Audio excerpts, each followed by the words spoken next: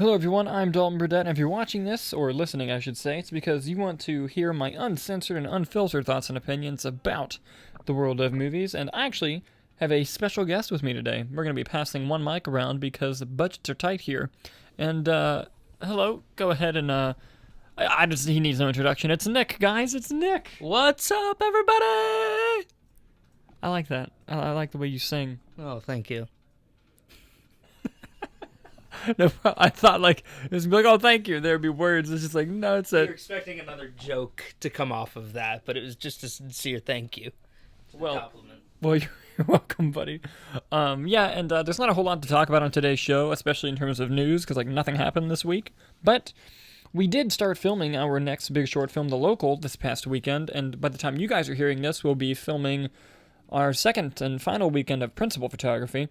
There's going to be some additional, I just know it. but the one movie news topic I want to cover before we talk about just filming this weekend was there have been more release date shifts. Fucking surprise, surprise. Warner Brothers has pretty much shifted their entire release calendar almost. Dune got pushed to next year. I don't have the article in front of me, so I don't have the exact dates, but like the Batman, Shazam 2, like everything got pushed. They even took Black Adam off of the release schedule. I don't think it's because like the movie's not going to happen or anything. I think it's just because they're just like, we have no idea exactly when we're going to place this next project, but we'll get there at some point when things get better. And what should be pointed out is Wonder Woman 1984, as of today, still coming out at Christmas.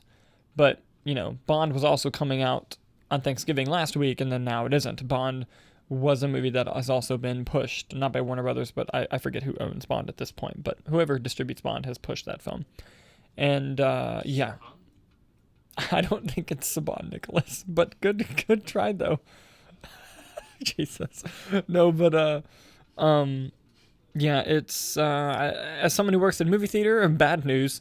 Oh, and Regal shut down. I guess that's a pretty big story, but AMC and Cinemark are like, nah, we'll stay open, more people for us if they shut down. So good for them, I guess. But yeah, what are your thoughts on, you know, all these movies moving and on Regal shutting their doors, Nicholas? It's just wild, but I guess it's what has to happen at this point. It sucks because I want to have seen Wonder Woman and Black Widow by now, but alas. Here we are.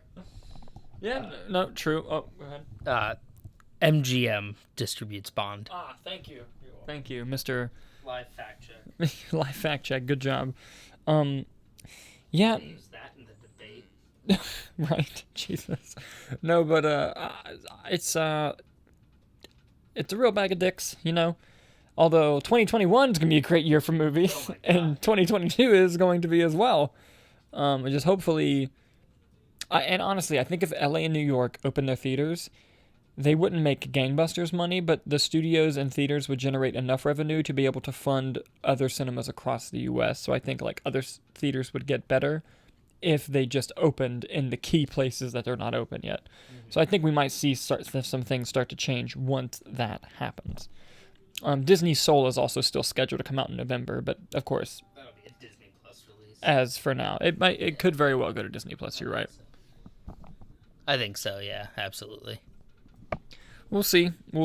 But now that, you know, the stuff that the entire show is normally about is done, you know, 4 minutes in because reasons. All right, guys. See you next week.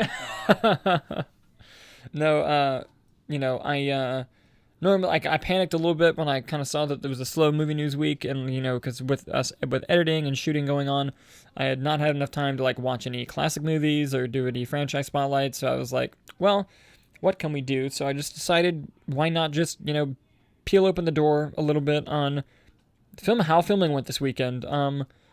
I think it's safe to say it was pretty fucking stressful, but we got a lot done in an unfathomable amount of time. Like, when you think about how long we actually shot and like how much we actually got done, it's pretty fascinating. Whether or not it's good, we'll find out.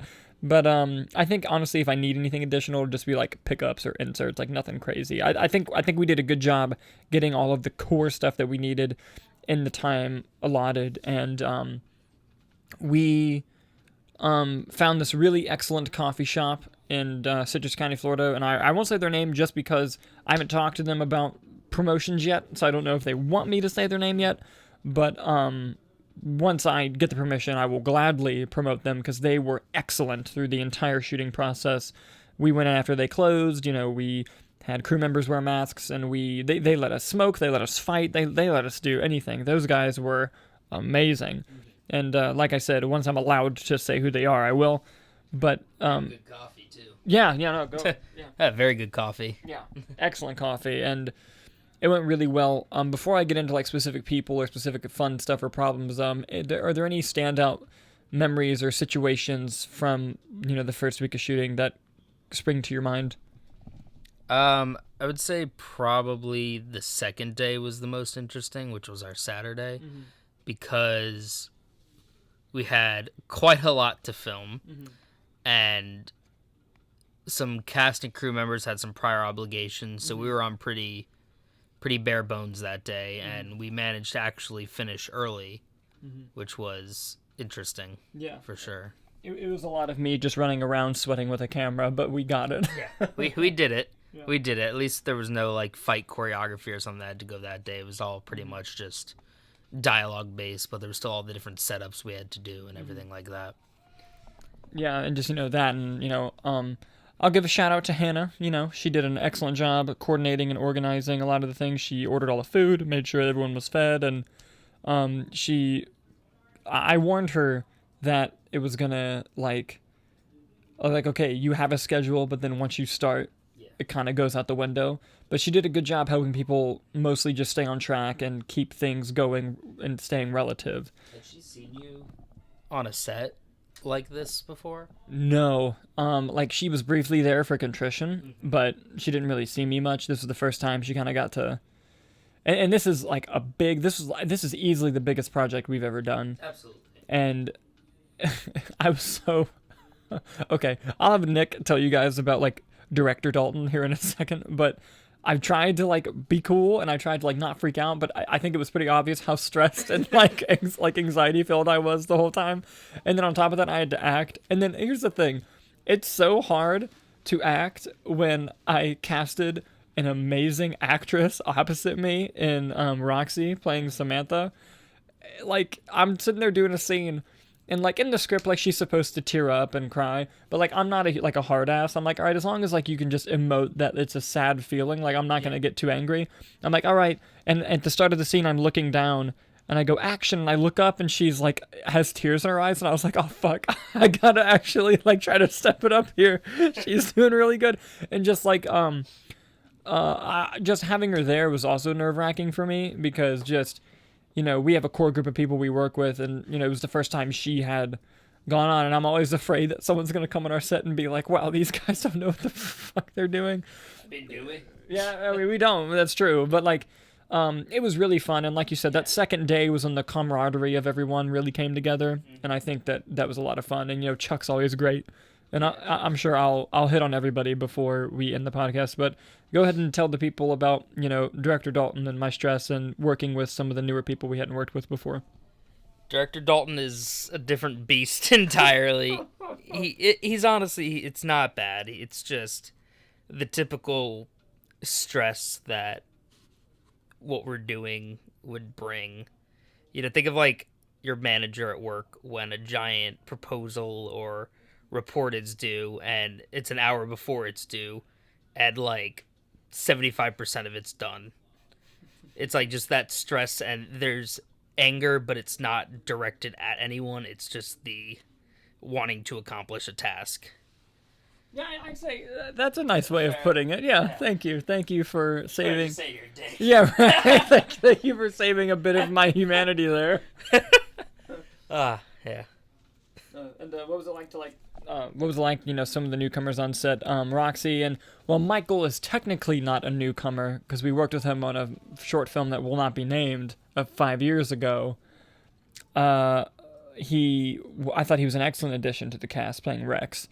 And we also had Zach Bonnick, a buddy of mine from way back when, and Anthony, of who works on all on everything with us, and he actually did a really good job painting some of the props as well and doing some of the makeup with me. He did a very good job there. We got to work with Fallon, who we hadn't worked with before. And I have some of the musical pieces from the composer already.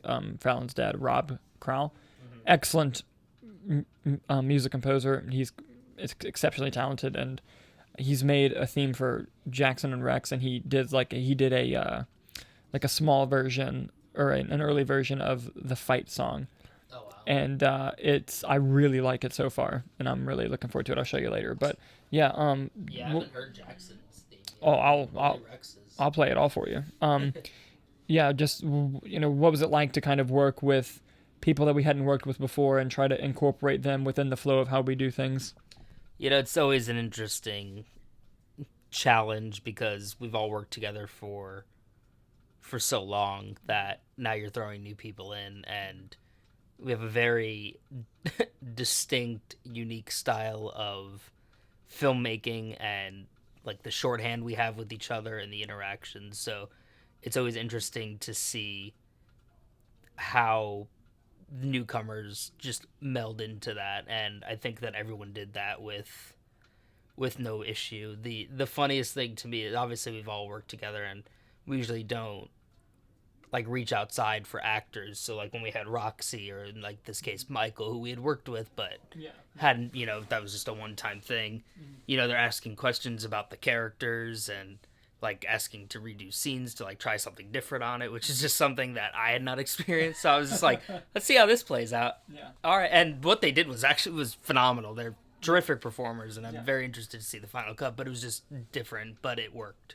And Chuck we'd worked with a few times, but the type of character that he's playing, he's obviously going to want to try things more than once. Yeah, absolutely. And what I tried to do with the newcomers, because like with like Anthony and Zach, like they had a good idea of what I wanted from them and like their purpose of their characters in their film, but Roxy, on the first day, she arrived a little early, and I got to speak with her about, okay, and I honestly, I'm a bad director because I should have done this weeks ago, but I was just like, all right, I think that our idea of the character is pretty much the same, but let's, what is Sam to you, and I'll tell you what she is to me, and 90% of the way, it was eye to eye, and there were one or two things where I actually liked what she was saying, and I was like, you know what, I want you to act on those, on those suspicions. I want to see that, and I think it worked excellently in the film. Well, I think at one point I overheard you guys talking, like just as we were setting up for a new shot, and she was like, for this scene, like, do you want like regular Roxy, or do you want not regular Roxy, sorry, regular Sam, or like sassy Sam, or like she was throwing out different characteristics for what you were looking for in the scene. Yeah. And which was amazing of her, because she was ready for each of those mindsets, and I think that and also just something that's a little odd for us is we don't shoot a whole lot of things out of sequence, and we would literally do setups back to back that were completely different parts of the script, and that was interesting. Different days, different, Yeah, that was really interesting for me, because like while we've done out of sequence before, it's normally like one or two things out of sequence, but everything else we shoot in order. Like, I'm pretty sure Contrition was all in sequence. And No More Safe Haven, the only thing that was not out of sequence was the flashback scene I think we did at the very end, like after everything. Yeah, I think so. And so that was... Oh, Cody's getting excited. Anthony's probably here. But Nick just showed me a little sticker of Donald Duck and a Santa hat. Thank you for that. No, but Michael... First of all, Michael shows up on set, and he, like, was buff. Like, he'd been working out, and I'm like, who the fuck is this guy? And he like, really worked out. He looked great. I loved his outfits. He was very scary. It was nice to be able to see him again and speak with him, and I thought he was a good actor before, but I think he's really grown even more so, and he was creeping out the co-stars. Like, I was talking to Fallon and some of the other people, and they were just like, he creeps me out. But like, that was what he was trying to do. Well, see, I had never met him before, and the character Rex has like a little bit of an accent and stuff like that. So he was arrived on set in character essentially with the accent. Yeah. So I just assumed that's how he spoke. And then he said something and it was just completely not in this accent. And I was like, what is happening right now? Yeah. Yeah, no, because we had actually had a conversation before that about a little bit prior, and he was like, so how, like, how do you picture Rex? Like, the same conversation that Roxy and I had. And I was like, well, I picture him as somebody who, I'm trying not to give too much away from the movie, but I'm trying to I picture him as somebody who goes from town to town doing what he does. Yeah. Like, he just, that's what he's been doing. Like a Western bad guy. Basically, yes, like a Western bad guy. And he's like, okay, so he doesn't have to be from where everyone else is from. And I was like, no, the complete opposite. So he's like, oh, so he can have like an accent. And I was like, yes. But then as soon as he said that, I went to Anthony and Zach, and I was like, I don't want you guys to have accents, because I was kind of wanted it to be implied that maybe they came along later. And I thought that was really an interesting thing that they had worked out. I thought their dynamic worked well. Zach, I literally wrote the douchiest character I could think of and then called Zach, because I'm like, this is perfect for you. And then Anthony, whenever you need someone to be brooding but also kind of trick you into thinking that maybe they're going to be nice to you, you cast Anthony. And that's not an attack on Anthony's character. He's just naturally, on the face, he just looks like a sweet person. So when you add that sinister side to him, it can be very off-putting, and I think Anthony does a really good job in some of the early footage I've seen as well. Plus, for fight scenes, you can just beat the two of them around. Oh yeah, no, and Anthony is a great stunt coordinator, stunt choreographer. Zach was Prop guy. prop guy, everything. Anthony's our set handyman, and Zach was very good as well. The fight scene was really fun to do, but we were sore fucking days. My back was killing me. Yeah, and it was a lot of fun. Chuck was fun just because he's older than all of us. He's a seasoned actor, and just seeing him interact with the other actors was really cool to see. Yeah. And yeah, and I'm just really thankful to everybody, because everyone had a busy ass schedule, driving from all over the place, and people coming from work or going from set to work. Ashton was there. Ashton was there helping us out. Yeah. He did such a great job. Just being being the person we needed behind the scenes at all times. And I hope I'm not forgetting anybody. But it was really, really fun, really great. Oh, and yes, thank you, Nick. Of course, how in the ever-loving hell could I forget about our amazing cinematographer, Kyler Wagner, the person whom, without all six of you, wouldn't even know who I was. This man is literally just an unbelievably talented person. His eye for the camera and his natural sense of pacing and movement in a scene is unparalleled. I think I'd never say this to his face, but I think, I'll tell him for you. Thank you, but I think he's just, as long as I can, I'm going to use him. That's why I try to make as many projects as I can with you guys, is because I want to use you guys as long as I have you, because I know it's probably not going to be forever, which is sad to think about, but I'm going to use Kyler for as long as I can, and I'm really grateful for his friendship and for his skill, because without him, the films would not be nearly as good as they are, and he did an excellent job while we were shooting, so I'm always grateful to Kyler. And what's it called? Next week is going to be interesting, because we're shooting with Victoria, who we've worked with several times. She was in No More Safe Haven. Her cleavage was in Long Hard Day. And it's an in-joke for the very few people of you who have seen that on Amazon before it was taken down by those bastards. But it's still on YouTube, though, so you can still watch it there. Yes. I need to have a word with Mr. Bezos. I'd like to see Mr. Bezos. Please, it just when his schedule clears, let me have a word. My boner comedy was taken off of Amazon. We need to talk about this, please. Yes, exactly. Yeah, no, I'm really looking forward to this weekend. Oh, we're also having Ben from Last Month on TV. He's going to be there. Ben will be there. Victoria will be there. Roxy's coming back. Michael and Zach and Anthony come back for one day. It's going to be a lot of fun. Really looking forward to it.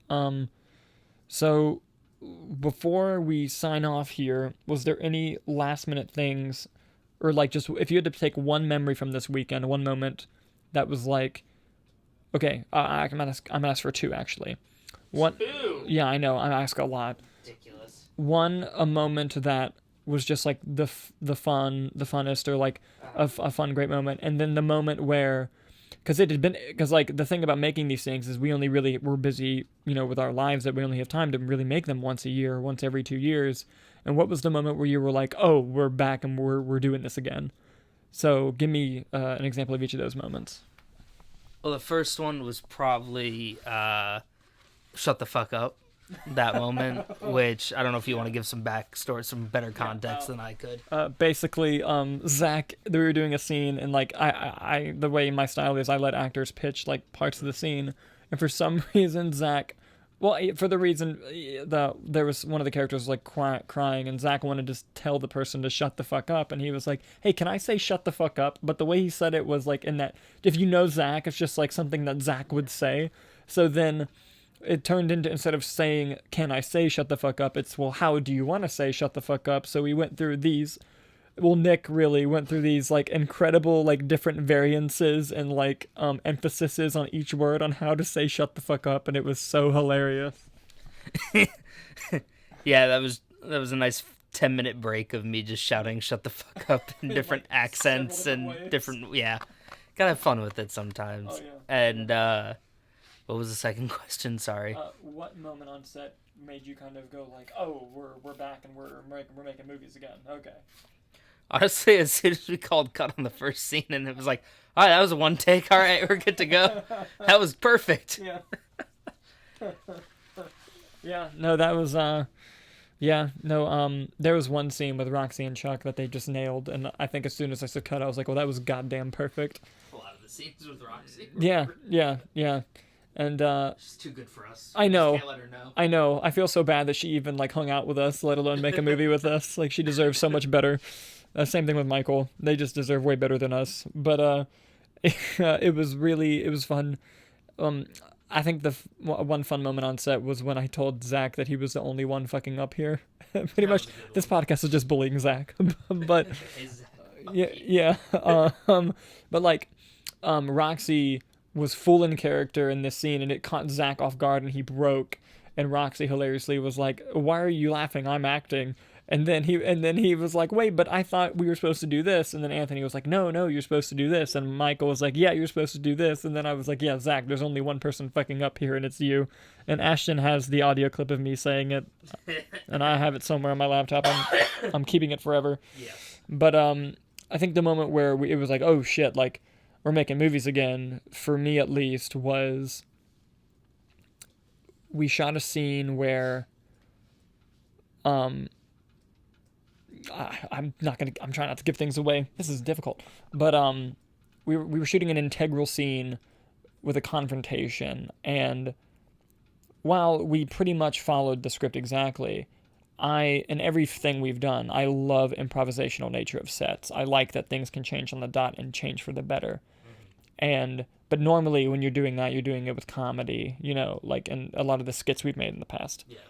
Excuse me, and stuff like that's what that was. But it was the first time I had seen actors in a drama situation say, "Hey, can I say this, or can I try this? I think with what's going on, this would work nice." And then me not only agreeing, but also just being like, "Oh yeah, and then do this," and like just building on top of it. And then we had not completely changed, but the scene started in one place and just gradually became this other thing, and then we shot it in one take, and it was just completely naturally perfect. It was on the second day, and it was completely naturally perfect, and we had just built that scene like 5 minutes before. Yeah. And that moment is when I was like, yes, this is what we do. Like, this is us back on set doing the thing again. And that was a really nice moment for me. Yeah, no, I know what you're talking about. Obviously, we can't get into it because of spoilers, but that's the improvised nature of our sets is always very fun to watch. It's a good environment to work in. Yeah, no, big agree. And we could talk about this all day, but that'll kind of wrap it up for the little short episode for today. But before we go, there is one thing I want Nick to inform the people that they can do. While there's not a lot of content on it right now, usually at the end of the show, I always say that you can follow us on Facebook and Instagram and Twitter. On Instagram and Twitter, you can find us at nights_movie, and on Facebook, you can find us at movie nights. We now have started a movie nights TikTok, and very soon we're going to start slowly rolling out content on there for promotional reasons. And Nick, where can people find us on TikTok? On the app. Thank you very much. Jesus Christ, I fucking hate you. The username is @movienights. You'll recognize it because it's our logo. Yes. So just look for the logo that you've seen on all our other social media, YouTube, etc. with on TikTok, though. Yes, perfect. And I've seen a lot of what Nick has been shooting on set in regards to the TikTok, and it looks very, very fun. So I'm really excited about that. So go give us a follow over there, guys, and thanks for watching and listening, and we'll see you next time.